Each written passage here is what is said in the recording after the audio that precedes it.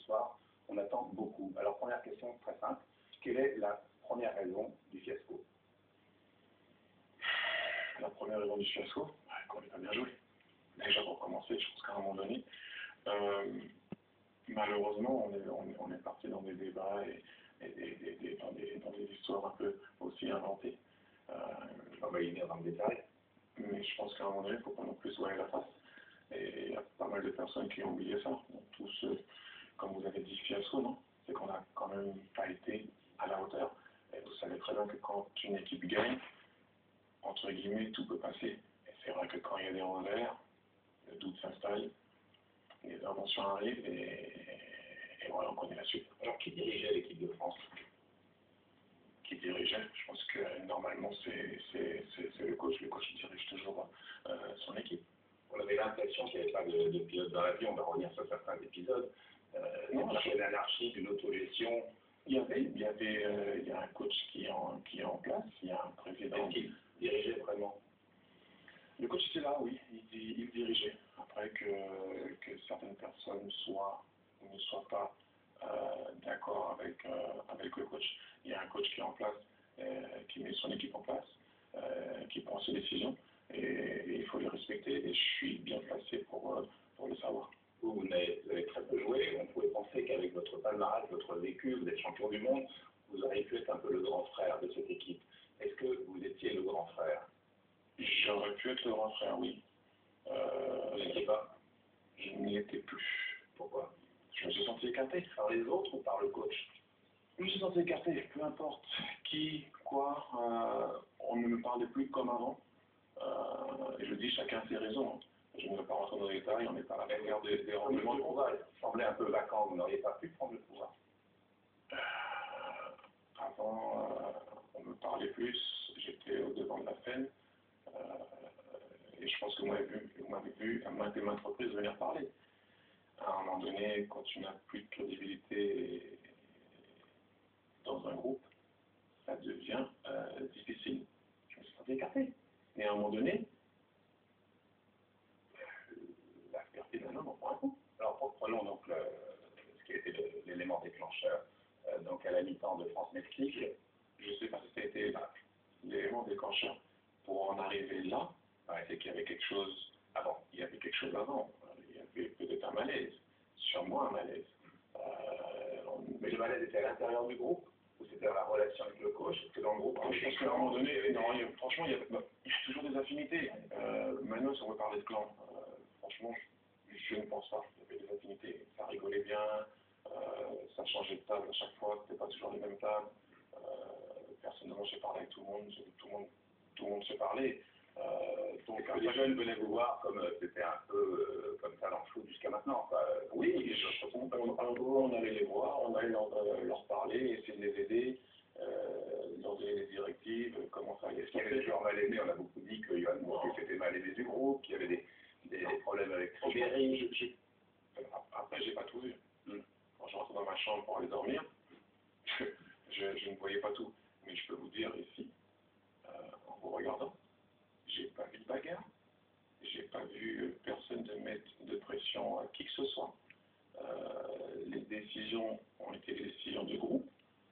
J'ai plutôt vu des gens parler et essayer de remonter le moral à certaines personnes, y compris au plus. Ah oui, oui, bien sûr, oui. Mais comme c'est dans un groupe, à un moment donné, certains me parlaient, d'autres allaient parler à un autre joueur, comme ça se fait dans la vie d'un groupe que vous connaissez très bien. C'est le mal aimé. Prenons la mi-temps de la France. C'était où Nicolas Anelka est sorti par Raymond Domenech, avec cette fameuse réplique de Nicolas Anelka, qui était la une de l'équipe. Et où étiez-vous à ce moment-là? Qu'avez-vous entendu? Que s'est-il passé réellement? J'étais dans les vestiaires. Oui, mais loin. Il y en a qui n'étaient pas dans les vestiaires. Oui, j'étais dans les vestiaires. Pas non plus dans les vestiaires, tu es loin. Mais ce qui me frappe avant tout, c'est cette une quand même.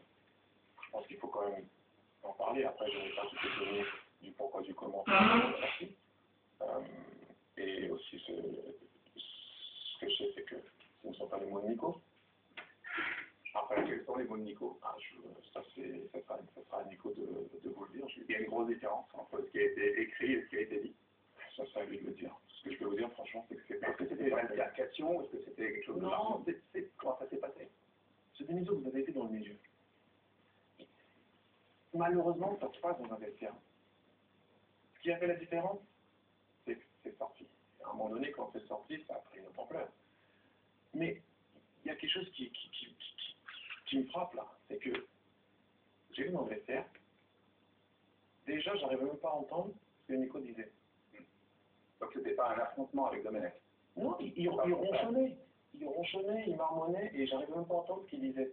Alors moi, ce qui me frappe, c'est la personne qui a été rapportée ça aux journalistes, à part si je ne sais pas, moi j'arrive à entendre bien, hein, donc je ne sais pas quel pouvoir d'écoute ils ont, ou je ne sais pas, je crois que ça se passe que dans les films, ce genre de choses, peut entendre ce que Nicolas Anelka a dit.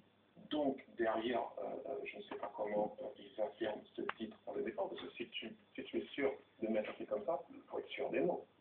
Alors, moi qui dans les vestiaires, je n'ai même pas pu entendre ce que Nicolas a dit. Il ronchonnait. Mais vous êtes proche de Nicolas Anelka, vous savez ce qu'il a dit? Je sais ce qu'il a dit, mais ça fait, je ne suis pas Nicolas Anelka. Je laisserai Nico dire ce qu'il a à dire. Vous avez appris l'exclusion de Nicolas Anelka de l'équipe de France. Comment? Pour moi, pour arrêter ce qui s'est passé, parce que on parle du fameux bus, la décision a été décidée bien avant le bus.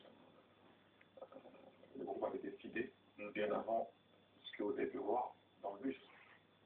Et prenons d'abord l'exclusion d'Anelka. Vous êtes personne et vous le dites. Écoutez, on sait. Est-ce que les joueurs ont été informés? Les joueurs, non, on n'a pas été informés. On a, disons, su ça.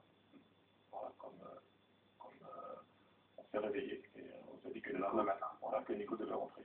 Sans nous consulter, non, je ne dis pas qu'il fallait nous consulter, parce que peut-être que... Et vous pensez que l'exclusion était légitime?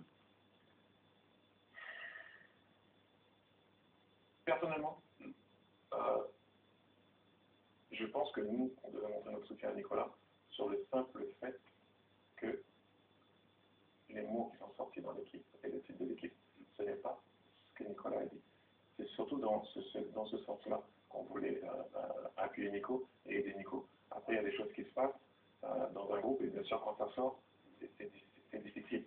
Ça devient vraiment difficile. Mais je vous repose une question. Est-ce qu'on n'aurait pas pu dialoguer avant? Certaines personnes auraient pu venir voir Nico avant, discuter, et peut-être sur un terrain d'entente. Peut-être que Nico aurait pu être sanctionné de la Coupe du Monde, qu'il ne joue plus, mais qu'il reste avec nous.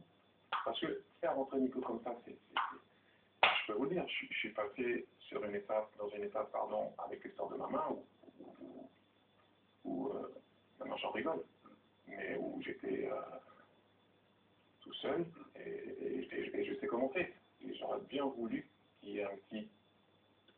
Vous n'avez pas eu de soutien à ce moment-là? Oui, j'en ai pas eu.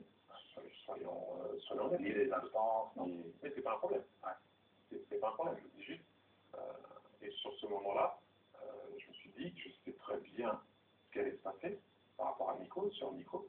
Ça, je ne peux pas laisser un coéquipier comme ça. Alors, le bus, qui a décidé, le bus? Le groupe, et je le répète, je regarde la caméra, je vous regarde.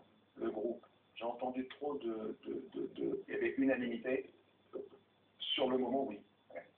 Après, je ne sais pas, mais sur le moment, je peux vous dire que personne n'a mis de pression à qui que ce soit.